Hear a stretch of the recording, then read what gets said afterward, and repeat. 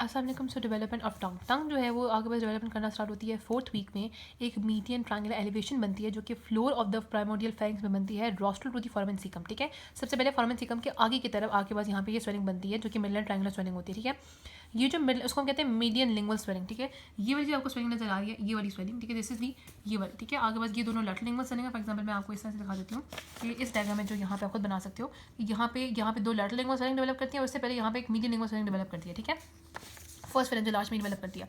सो मतलब यहाँ पे प्राइमोडियल फेरिंग्स की फ्लोर में तो मीडियन लिंगुअल स्वेलिंग होती है। So two oval lateral lingual swelling यानी कि जिसको हम डिस्टल टंग बर्ड्स भी कहते हैं, they develop on each side of the median lingual swelling and the three swelling then results from the proliferation of the mesenchyme in the ventromedial part of the first pair of the pharyngeal arch. ठीक है, कि first pair of pharyngeal arch के ventromedial part में सबसे पहले ये दो lateral lingual swelling और ये मीडियन लिंगुअल स्वेलिंग है, ये दोनों स्वेलिंग कंबाइन कर देती है और एक ventromedial part of the first pharyngeal arch में यहाँ पे कंबाइंड तीनों मिलकर जो है ना स्वेलिंग बना देती है। आपको नजर आ रही है कि दो ये लैटरल लिंगुअल स्वेलिंग और एक आपके पास मीडियन लिंगुअल स्वेलिंग है जो कि combined ventromedial part of first pharyngeal arch पे आपके पास एक स्वेलिंग सी बना देती है। उसके बाद हमने कहा कि ये जो मर्ज लैटरल लिंगुअल स्वेलिंग होती है ना, ये मेनली क्योंकि ये ओवर ग्रो कर जाती है मीडियल लिंगुअल स्वेलिंग के ऊपर, तो ये बनाती है आपका टंग का ओरल पार्ट। ठीक है, ये जो एंटीरियर पार्ट बनता है आपके पास ये इन दोनों लैटरल लिंगुअल स्वेलिंग से बनता है। ठीक है, द फ्यूजन जो इनका फ्यूजन होता है ना वो इंडिकेट होता है बाय मिड लाइन ग्रूव, और यहाँ पे इसके अंदर की तरफ होता है फाइब्रस लिंगुअल सेप्टम, और जो पॉजिटिव थोड़ा है इसका फेरेंजियल पार्ट होता है ना वो डेवलप करता है आपके पास यहाँ पे आपके पास दो जो है ना लिंगुअल स्वेलिंग डेवलप करती हैं फोरामेन सीकम की कॉर्डली। ठीक है, तो वो जो दो लिंगुअल स्वेलिंग होती है जो कि एलिवेशन होती है वो फोरामेन सीकम की कॉर्डली डेवलप करती है। जो कॉपुला होता है ना it is form by the fusion of the ventromedial part of the second pair of the pharyngeal arch. ठीक है, जो कॉपुला होता है ना it is form by the fusion of the ventromedial part of the second pair of the pharyngeal arch. ठीक है, तो आपका जो फेरेंजियल आर्च का सेकंड पेयर होता है उसके वेंट्रोमीडियल पार्ट के फ्यूजन से बनता है कॉपुला, और थर्ड और फोर्थ फेरेंजियल आर्च के वेंट्रोमीडियल पार्ट के फ्यूजन से बनता है अपर फेरेंजियल एमिनेंस। लेकिन होता क्या है कि ऐसे ऐसे जैसे जैसे ग्रोथ होती है तो हाइपर फेरेंजियल एमिनेंस जो होती है ना वो ओवर ग्रो कर जाती है कॉपुला के, और आपके पास इससे क्या होता है कि कॉपुला जो है ना वो ऑलमोस्ट डिसअपीयर कर जाता है। ठीक है, तो आपने बस ये चीज़ आपने जरूर याद रखनी है कि कॉपुला जो है वो सेकंड फेरेंजियल आर्च से बनता है, हाइपर फेरेंजियल एमिनेंस होता है और फोर्थ आर्च से बनती है, और कॉपुला बनता जरूर है लेकिन उसके बाद हाइपर फेरेंजियल एमिनेंस उसके ऊपर ग्रो कर जाता है, जिसकी वजह से कॉपुला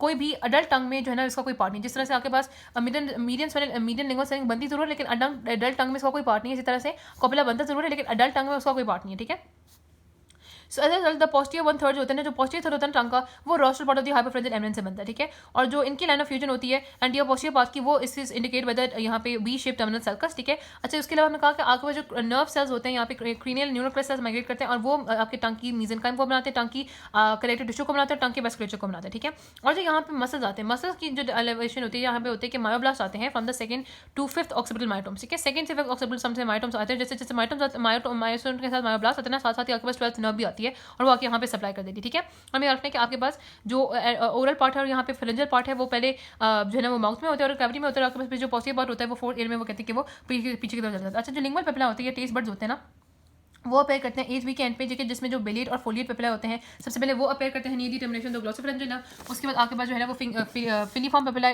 फंगीफॉर्म पेपिला डेवलप करते हैं near the termination of the chorda tympani branch of the 7th nerve. फिर आपके पास हमें फिलीफॉर्म पेपिला अपेयर करते हैं जो कि लॉन्ग न्यूमरस पेपिला है जो कि 10th और 11th वीक में अपेयर करते हैं।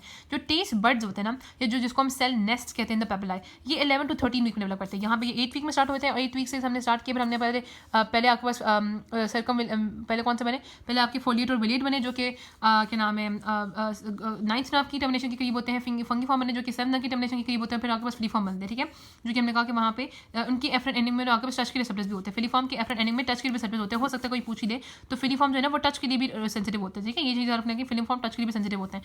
उसके बाद हमने कहा कि जो टेस्ट बड्स होते हैं उसमें सेलनेस होते हैं पेपिला के अंदर, ये 11 to 13 वीक में डेवलप करते हैं। There form the inductive interactions between the epithelium of the tongue और जो आपके पास गस्टेटरी नर्व फाइबर्स आ रहे होते हैं from the vagus nerve and the chorda tympani nerve and the glossopharyngeal nerve, तो उन दोनों के इंडक्टिव इंटरैक्शन से बनते हैं, जिसकी वजह से मोस्टली जो टेस्ट बड्स होते हैं वो तो डॉर्सल सर्फेस ऑफ टंग पे तो होते ही हैं, लेकिन इसके अलावा पेलोग्लॉसस आर्च में भी बनते हैं, पोस्टीरियर सर्फेस ऑफ एपिग्लॉटिस पे भी बनते हैं, पोस्टीरियर वॉल ऑफ द ओरोफ्रिंक्स में भी बनते हैं और पैलेट में भी बनते हैं। ठीक है, और आपके पास फीटल फेशियल रिस्पॉन्सेस भी चेक किए जा सकते हैं 26 to 28 वीक में। उनको हम कोई बेटर सब्सटेंस दे दें फिर उनका रिस्पॉन्स देखिए कि किस तरह का रिस्पॉन्स देते हैं। नर्व सेल ऑफ टंग बहुत बहुत बहुत इंपॉर्टेंट है। और सबसे पहले यहाँ पे याद रखनी है आपके पास जो एंटीरियर पार्ट ऑफ द टंग है ना, ये जो सर टंग है, क्योंकि यहाँ पे फर्स्ट फेरेंजियल आर्च से डेवलप हुई तो यहाँ पे जो सेंसरी सप्लाई है that is by the lingual branch of the middle division of the trigeminal nerve, लेकिन जो यहाँ पे गस्टेटरी ब्रांच है वो यहाँ पे 7th नर्व से होती है। ठीक है, इट इज वेरी अनयूजुअल कि 7th नर्व यहाँ पे क्यों सप्लाई कर रही है, क्योंकि 7th नर्व तो आपके पास सेकंड फेरेंजियल आर्च की नर्व है, लेकिन सेकंड फेरेंजियल आर्च की यहाँ पे नर्व सप्लाई करती है। यहाँ आपके पास जहाँ पे गस्टेटरी फाइबर होती है वो chorda tympani branch of the 7th nerve से होती है। ठीक है, except for the vallate papilla, vallate papilla को ये सप्लाई नहीं करती। ठीक हो गया। उसके बाद ऑल्दो आपको पता था हमने कहा था कि आपके पास सेकंड फेरेंजियल आर्च की जो हमने कहा था कि कॉपुला बनता है जो कि सेकंड फ्रेंजल आर्च वाला स्ट्रक्चर होता है, लेकिन कॉपुला की कोई कंट्रीब्यूशन थी नहीं, कॉपुला तो डीजेनरेट करना जाता है ना, उसके ऊपर कौन सा आता है, हाइपोफ्रेंजल एमिनेंस आता है, और हाइपोफ्रेंजल एमिनेंस की नर्व कौन सी होती है, ग्लोसोफ्रेंजल नर्व। तो इसलिए पोस्टीरियर पार्ट ऑफ द टंग पे सेंसरी फाइबर्स और गस्टेटिव फाइबर्स दोनों ग्लोसोफ्रेंजल नर्व दे रहे होते हैं, और ग्लोसोफ्रेंजल नर्व होती है जो कि विलेट पेपिला को सप्लाई करती है। इसकी क्या एक्सेलरेशन है कि आपके पास विलेट पेपिला तो एंटीयर पार्ट में आता है, एंटीयर पार्ट तो आपके पास फर्स्ट आर्च से बनता है, तो वहाँ पे क्यों ग्लोसोफ्रेंजल नर्व सप्लाई करी, वो तो थर्ड आर्च की नर्व है। तो होता ये है कि वो कहते हैं कि कुछ आपके पास टंग का जो है वो कुछ होता है आपका एंटीरियर पार्ट ऑफ द टंग जो कि पोस्टीरियर की तरफ पुल हो जाता है, ठीक है। सो हमने कहा यहाँ पे लिखा हुआ है ना कि म्यूकोजा, देखो the explanation is that mucosa of the posterior third of the tongue is use slightly pulled anterior as the tongue develop, ठीक है। स्लाइटली जो पोस्टीरियर पार्ट ऑफ टंग की होती है वो एंटीरियरली पुल्ड हो जाती है, तो इसलिए जो वेलेट पेपिला होता है उसको ग्लोसोफ्रेंजल नर्व ही सप्लाई करी थी, आपको ज़्यादा एंटीरियरली वो नजर आ रही होती है, ठीक हो गया।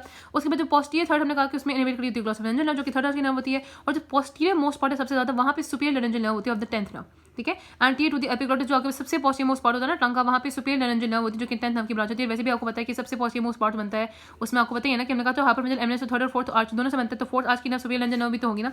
इसके अलावा जितने भी टंग की मसल्स है उसमें हाइपोग्लॉसल नर्व सप्लाई करती है, एक्सेप्ट फॉर पेल्टोग्लॉसिस, वहाँ पे फ्रेंजियल प्लेक्सस सप्लाई करता है। नॉर्मली हमने कहा कि आपके पास हो सकती है कि यूजुअली होती नहीं है, लेकिन हो सकता है कि टंग में कोई क्लेफ्ट हो, या फिर हमने कहा था कि लिंगुअल पेपिला वहाँ पे प्रेजेंट हो, और डाउन सिंड्रोम में यूजुअली होता है, ठीक है, यहाँ पे जो हाइपरट्रोफी होती है। इसके अलावा हो सकता है कि आपके पास कोई इस पे सिस्ट हो, जो सिस्ट होती है वो यूजुअली थायरोग्लॉसल डक्ट की वजह से, थायरोग्लॉसल डक्ट की वजह से सिस्ट हो सकती है, और कोई वो भी हो सकता है क्या नाम है फिस्टुला भी हो सकता है जो कि आपके पास फोरामेन सिकम में ओपन कर जाए, ठीक है। और ऑब्वियसली इसमें क्या प्रॉब्लम हो सकती है, आपको फ्रेंजियल डिस्कम्फर्ट हो सकता है या डिस्फीजर हो सकता है। एंक्लाग्लॉस, ठीक है, एंक्लाग्लॉसिया क्या होता है, एंक्लायोग्लॉसिया, ठीक है। एंक्लायोग्लॉसिया ये होता है कि आपके पास नॉर्मली क्या होता है कि जो जिंगम सेप्टम होता है ना वो इन्फीरियर सर्विस ऑफ टंग से लेके माउथ और टंग पे लगा होता है, लेकिन अगर फॉर एग्जांपल वो टिप ऑफ टंग से लेके इन्फीरियर सर्विस पे लगा हुआ और आपके पास जो आपके पास ये फ्रेनुलम होता है जो कि कनेक्ट करा होता है आपके पास उसको, वो शॉर्ट है और वो एक्सटेंड करा होता है टिप ऑफ टंग से, तो फिर जो आपके पास जो नियोनेट होते हैं उसको प्रोट्यूट नहीं कर सकते अपनी टंग को ब्रेस्ट फीडिंग में, तो उनको बहुत ज़्यादा उसमें प्रॉब्लम होती है, लेकिन वो कहते हैं कि ये खुद ही आहिस्ता आहिस्ता ठीक हो जाता है, इसलिए सर्जिकल इंटरवेंशन करने की जरूरत नहीं होती। माइक्रोग्लॉसिया होता है कि टंग का बहुत ज़्यादा बड़ा हो जाना जो कि लिम्फेंजियोमा में हो जाता है, जो कि डाउन सिंड्रोम और बैकविद मिडलमैन सिंड्रोम से एसोसिएट होता है। जो माइक्रोग्लॉसिया होता है वो टंग का बहुत छोटा हो जाना जो कि माइक्रोग्नाथा के साथ एसोसिएट होता है, यूजुअली हार्नहेड सिंड्रोम में होता है, हार्नहेड सिंड्रोम में, ठीक है। और इसके अलावा बाइफेड या फिर क्लेफ्ट टंग भी हो सकती है, उसको हम कहते हैं ग्लोसोसिस। ग्लोसोसिस बाइफेड या cleft tongue incomplete fusion of the lateral, अगर lateral lingual swelling completely fuse नहीं करती तो इसमें क्या होता है कि आपका जो डीप मिडलाइन ग्रूव होगा वो काफी, जो मिडलाइन ग्रूव होता है ना वो काफी डीप हो जाएगा, और इससे जो टंग होगी वो usually tongue does not extend to the tip of the tongue, ठीक है। तो ये ग्रूव आपके पास कहते हैं कि टिप तक नहीं जाता। ग्लोसोसिस इज वेरी अनकॉमन, लेकिन ये बहुत अनकॉमन है कि आपके पास लैटरल लिंगुअल स्वेलिंग है से फ्यूज ना करें। ओके, सलाइवरी ग्लैंड की डेवलपमेंट बेसिकली इस तरह से होती है कि जो आपकी प्राइमोडियल ओरल वैसे 6 to 7 वीक में स्टार्ट होती है, ठीक है।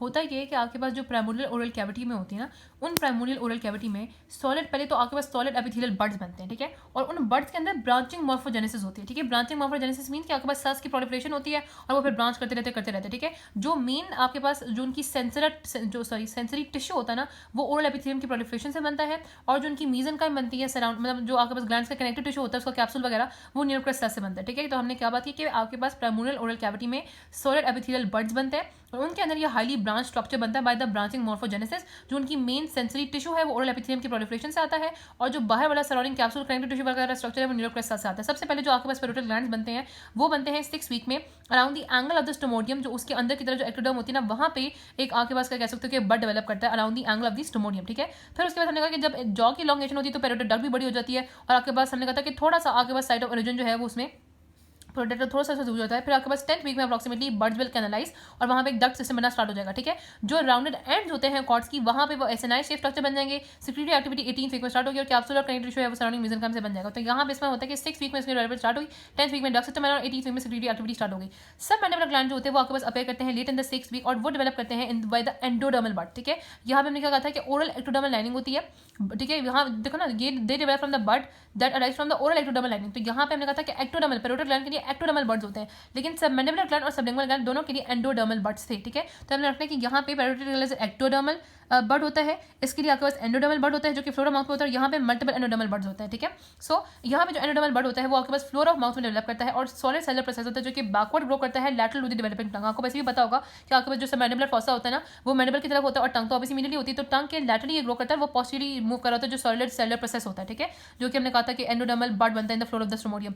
उसके बाद हमने कहा कि जो इसमें जो ब्रांचिंग होती है वो स्टार्ट होती है एसएनआई बनना स्टार्ट होता है 12th वीक में, ठीक है। और 16 वीक में सेक्रेटरी एक्टिविटी आ जाती है, ठीक है। और अब यहाँ पे म्यूकस एसएनआई डेवलप करते हैं और लेटरल टू द डेवलपिंग टंग एक लीनियर ग्रूव बनता है जो कि उसके बाद जो है आपके पास मैंडिबुलर डक्ट बन जाती है, ठीक है। तो 6 वीक में यहाँ पे इसकी फॉर्मेशन स्टार्ट हुई, 12th वीक में डक्ट सिस्टम है और 16 में यहाँ पे 16 वीक में यहाँ पे सिक्रीशन स्टार्ट होगी। जो सबलिंगुअल ग्लैंड्स होते हैं वो 8th वीक में बनते हैं, ठीक है। 8th वीक में ये बाकी सारे ग्लैंड से 2 हफ्ते बाद बनते हैं और यहाँ पे मल्टीपल एंडोडर्मल बड्स होते हैं, ठीक है। कहाँ पे मल्टीपल एंडोडर्मल बड्स होते हैं जो कि सब मैंडिबुलर ग्लैंड के भी आगे बनता है ये।